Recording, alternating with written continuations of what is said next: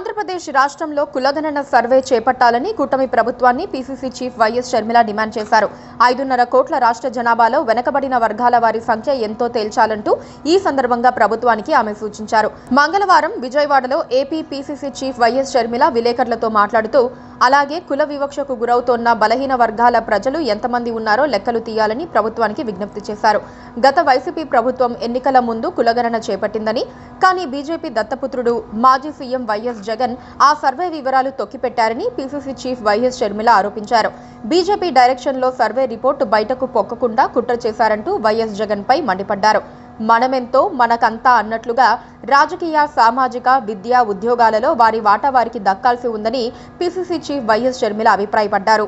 జనాభా ప్రాతిపదికన న్యాయంగా రిజర్వేషన్లు అమలు కావాల్సిందన్నారు.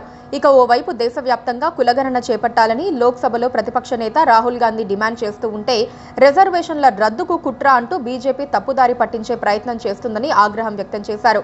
బీజేపీ ఉచ్చులో మీరు పడవద్దంటూ సీఎం చంద్రబాబుకు ఈ సందర్భంగా వైఎస్ షర్మిల సూచించారు. వెంటనే ఏపీలో సైతం కులగణన సర్వే చేపట్టాలని ఈ సందర్భంగా ముఖ్యమంత్రి చంద్రబాబు నాయుడుకు సూచించారు. మరోవైపు తెలంగాణ రాష్ట్రంలో రేవంత్ రెడ్డి సారథ్యంలోని కాంగ్రెస్ ప్రభుత్వం చేపట్టిన కులగణన దేశానికి ఆదర్శమని ఈ సందర్భంగా వైఎస్ షర్మిల అభివర్ణించారు. ఇదో చారిత్రాత్మక ఘట్టమన్నారు. ఈ సర్వే యావత్ భారతావనికి దిక్సూచి అని తెలిపారు. దేశ భవిష్యత్తు కోసం రాహుల్ గాంధీ దూరదృష్టికి ఇదొక నిదర్శనమన్నారు. తెలంగాణ రాష్ట్ర జనాభాలో 56% బీసీలు, 17% ఎస్సీలు, 10% ఎస్టీలు ఉన్నారని, అంటే దాదాపు 90% వెనకబడిన బలహీన వర్గాల ప్రజలే ఉండటం విస్మయపరిచిన అంశమని AP PCC chief YS Sharmila తెలిపారు. ఆంధ్రప్రదేశ్ రాష్ట్రంలో సైతం ఇదే పరిస్థితి ఉంటుందని తాము నమ్ముతున్నామని ఈ సందర్భంగా వైఎస్ షర్మిల పేర్కొన్నారు. గతంలో కాంగ్రెస్ పార్టీ అగ్రనేత రాహుల్ గాంధీ దేశవ్యాప్తంగా జోడో యాత్ర చేశారు. ఈ సందర్భంగా దేశంలో కులగణన జరగాలని ఆయన అభిప్రాయపడ్డారు. అలాగే తెలంగాణలో కాంగ్రెస్ పార్టీ అధికారంలోకి వస్తే కులగణన సర్వే చేపడతామని ఆయన ప్రకటించారు. అలాగే తెలంగాణలో కాంగ్రెస్ ప్రభుత్వం కొలువు తీరింది. ఈ నేపథ్యంలో ఈ ఏడాది జనవరిలో తెలంగాణ వ్యాప్తంగా కులగణన సర్వే చేపట్టారు.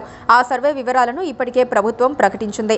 అదేవిధంగా ఆంధ్రప్రదేశ్లో సైతం కులగణన సర్వే నిర్వహించాలని చంద్రబాబు సారథ్యంలోని కూటమి ప్రభుత్వాన్ని వైఎస్ షర్మిల డిమాండ్ చేశారు.